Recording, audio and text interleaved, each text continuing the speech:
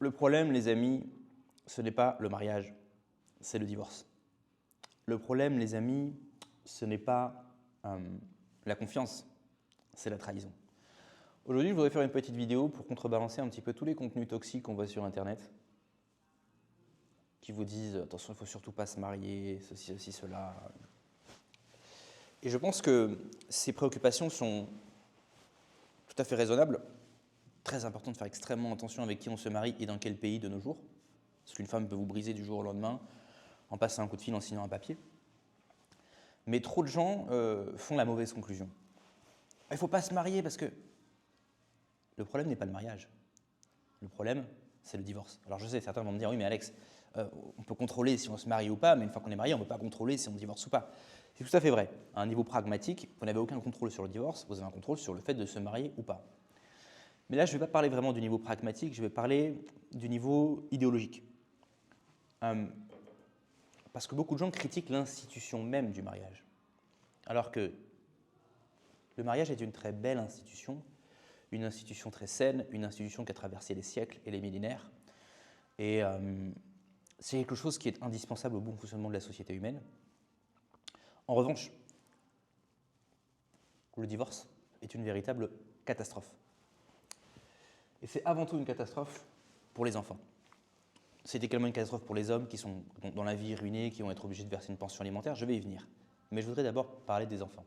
Aujourd'hui, on a une pléthore d'études qui nous montrent en fait les conséquences catastrophiques du divorce sur la psychologie des enfants. Les enfants qui sont déjà sont toujours traumatisés par un divorce et presque toujours à un niveau conscient ou inconscient sont persuadés que le divorce est de leur faute.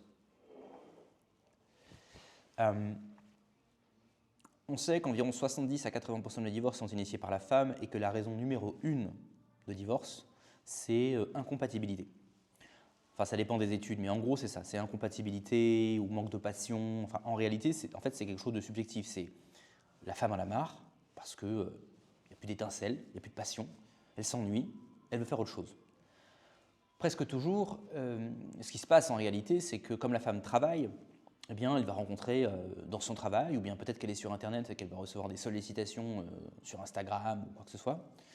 Et un jour, un autre homme entre en relation avec elle, et là, elle commence à ressentir des choses.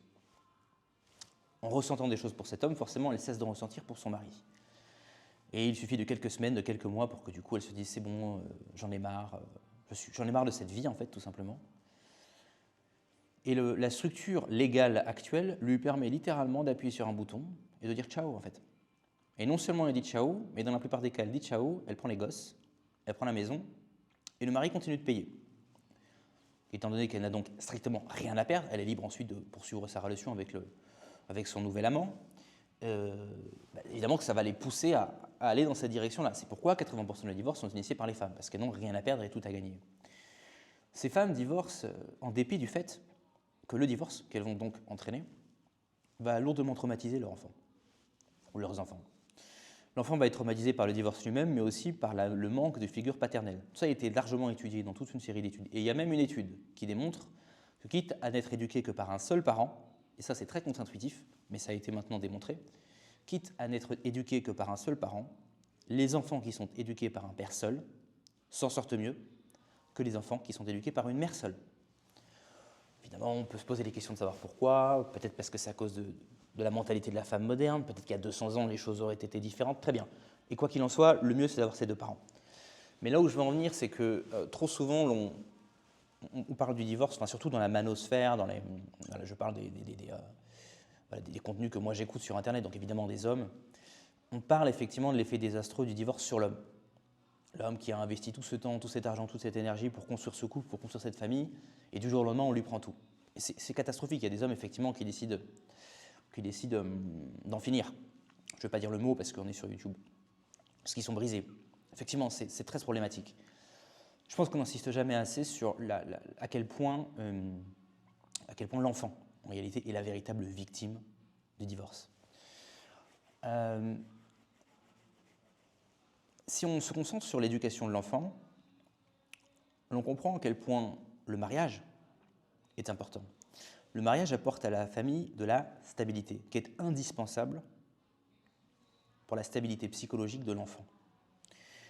Le mariage apporte aussi divers avantages, comme par exemple la garantie à la femme, en tout cas dans les sociétés traditionnelles, que l'homme continue de l'aider, de lui apporter ses ressources et sa protection, et la garantie à l'homme que les enfants dans lesquels il va investir sont bel et bien les siens. Parce que vous savez, la femme a toujours la garantie que son enfant est à elle, l'homme ne l'a pas. D'ailleurs, en France, les tests de paternité, on ne peut en obtenir un que si on demande à un juge. Juges qui sont évidemment toujours du côté des femmes, donc très difficile de les obtenir. Et si on demande un test de paternité à un laboratoire étranger, ça ne peut pas être utilisé en justice pour justifier d'un divorce ou quoi que ce soit. Bref, ce que je veux dire par là, c'est que le mariage permet à la femme d'avoir la garantie que l'homme continuera de lui offrir sa protection et ses ressources, et à l'homme d'avoir la garantie qu'il continuera d'avoir une femme fidèle et des enfants qui sont bel et bien à lui. Ça permet la construction de structures stables et saines, et ça permet la construction de structures dans laquelle on peut se projeter. Notion de projection. Pour faire de belles choses, les amis, il faut souvent faire des sacrifices sur le long terme. Vous ne pouvez pas avoir de société où un homme se retrouve dans une situation où il va investir de l'argent, des moyens, dans une famille, dans un bien, dans une femme, pour que du jour au lendemain, celle-ci puisse tout simplement se barrer et tout prendre. Encore une fois, c'est comme ce que je vous en ai déjà parlé dans l'immobilier, ce sont des mesures qui vont fonctionner à court terme. Il y a des mecs qui vont se retrouver niqués, super génial, les femmes font tout ce qu'elles veulent, mais à terme, le mot va se répandre. Et les mecs vont se dire, oula, attention, moi je ne rentre plus dans ces histoires-là. Et c'est pourquoi de plus en plus d'hommes disent qu'ils ne veulent plus se marier.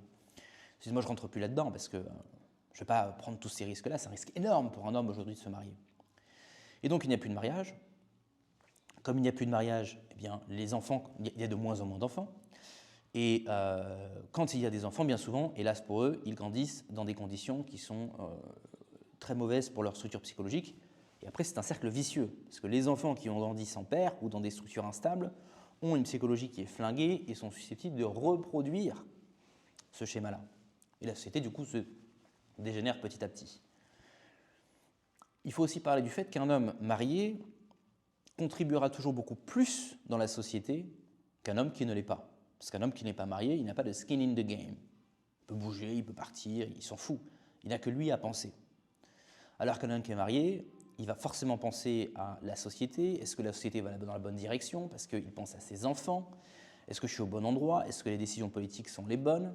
Et évidemment, il va mettre les bouchées doubles à son travail ou dans ses entreprises parce qu'il veut obtenir de la ressource pour sa famille. Alors vous allez me dire, oui, mais un homme peut aussi chercher à obtenir de la ressource pour lui-même. Pas vraiment. Un homme a besoin de beaucoup moins qu'une famille. Et tous les pères de famille le savent très bien. Une femme et des enfants, ça dépense beaucoup. Et pas forcément dans les futilités. On peut avoir une épouse qui est responsable, mais néanmoins, il faut plus de mètres carrés, tout simplement, pour vivre. Il faut payer les sapes, il faut payer le médecin, il faut payer ceci, il faut payer cela. Il faut payer peut-être, si vous le désirez, une clinique privée pour que votre femme puisse accoucher dans les meilleures conditions. Il faut ensuite mettre les enfants dans les écoles privées. Ça coûte juste plus cher. D'accord? Les enfants grandissent, il faut changer de vêtements, etc. Ça coûte plus cher. Non seulement ça coûte plus cher, mais aussi ça motive vraiment l'homme. Parce que entre un mec qui ne pense qu'à lui et un mec qui travaille pour sa famille, celui qui travaille pour sa famille sera toujours plus motivé.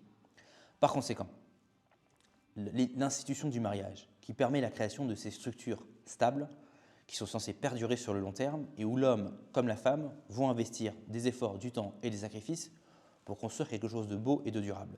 Cette institution n'a quasiment que des avantages. En fait, elle n'a que des avantages. Les quelques défauts du mariage, à savoir quand il y a une incompatibilité, en fait, ce n'est pas le mariage qui est problématique, ce sont les époux qui ou bien ne sont pas choisis, n'ont pas pris le temps de réfléchir avant de se choisir mutuellement, ou bien ne font tout simplement pas assez d'efforts et de sacrifices parce qu'ils veulent une vie de jouissance. Le mariage tire de l'homme et de la femme, tire le mieux en fait, tire ce qu'il y a de mieux en eux, stimule les meilleurs aspects, que ce soit de l'homme ou de la femme. L'égoïsme, la stérilité et le court terme ne stimulent que nos instincts les plus vils. Les instincts qui sont égoïstes, qui sont basés sur le court terme, ce n'est pas avec ça qu'on fait avancer une société. Non seulement le mariage est bon pour l'homme, non seulement il est bon pour la femme, non seulement il est bon pour la société, mais il est évidemment crucial pour la bonne éducation des enfants. Alors quel est mon conseil ? Ne vous mariez surtout pas avec la première pétasse venue. Bien souvent, en fait, il y a aussi un autre schéma dont il faut parler, c'est des hommes qui sont dans une misère affective totale et qui, par conséquent, vont accepter les desiderata de la moindre grosse parce qu'ils n'ont pas d'autre choix. Ils trouvent une grosse de 35 ans et elle leur dit « si tu veux continuer de travailler avec moi, il faut se marier. » « Oui, madame. » Et ce sont des hommes entièrement soumis qui font tout ce que la femme leur demande de faire. Et c'est pour ça aussi qu'il y a encore beaucoup de mariages, même s'il y en a de moins en moins, parce que beaucoup d'hommes, en fait,